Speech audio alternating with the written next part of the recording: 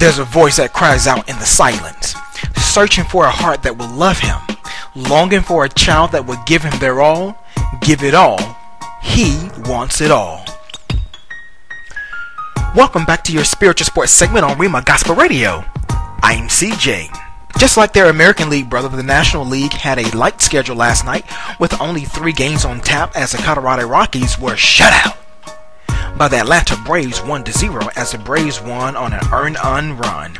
The Milwaukee Brewers were thrashed by the Miami Marlins 6-2 as Josh Johnson struck out 7 batters. And the Washington Nationals and the Chicago Cubs benches and bullpens emptied after a testy exchange between Cubs bench coach Jamie Quirk and the Nationals third base coach Bo Porter. But really no action took place as the Nationals manhandled the Cubs 9-2.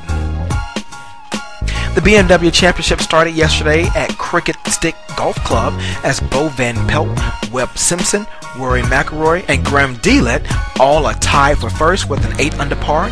Tiger Woods and Vijay Singh are tied for second at 7 under par, and a host of golfers are tied for fifth with a 6 under par.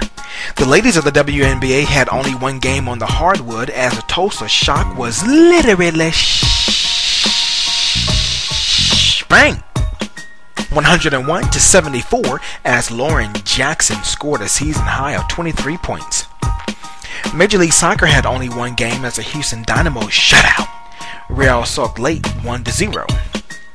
In sporting news, some 42 years later and some $240 million richer, former American Basketball Association owners Ozzie and Dan Silner have been the beneficiaries of the growth of the National Basketball Association, particularly in dealing with TV revenue. In 1976, Ozzie and Dan agreed to fold their team so the NBA can move forward with their merger with the ABA, and the Indiana Pacers, the now Brooklyn Nets, Denver Nuggets, and the San Antonio Spurs agreed to pay the pair a portion of the TV revenue earned starting in 1980, as they were the teams that survived the merger. However, the brothers think they have gotten the short end of the stick since they feel the league has omitted them from international broadcast and cable packages and have asked the judge to reopen the antitrust case. For your NFL quick hits, Adrian Peterson hasn't wavered at all this summer and says he's ready to play for the Minnesota Vikings in this season opener, but the decision is out of his hands. 3 players fighting suspensions from the NFL's bounty investigation have told a federal judge they are comfortable with their representation by union lawyers and see no potential conflict of interest in their arrangement. NFL Commissioner Roger Goodell said he was pleased with Wednesday night's season opener, the first time the league has used replacement referees in a regular season game since the first week of the 2001 season. A 3rd grader was sent home to change his jersey since he wore Peyton Manning's number 18 jersey, as the number 18 is associated with the local game. And finally, the New York Jets have the highest average non-premium ticket price in the league at $117.94, according to Team Marketing Report's Fan Cost Index, which was released Thursday, while the New England Patriots were second at 10 cents lower. The defending champion New York Giants were third at $111.69. The Chicago Bears top off at $110.91, and the Dallas Cowboys, the $2 billion team, was 5th at $110.70.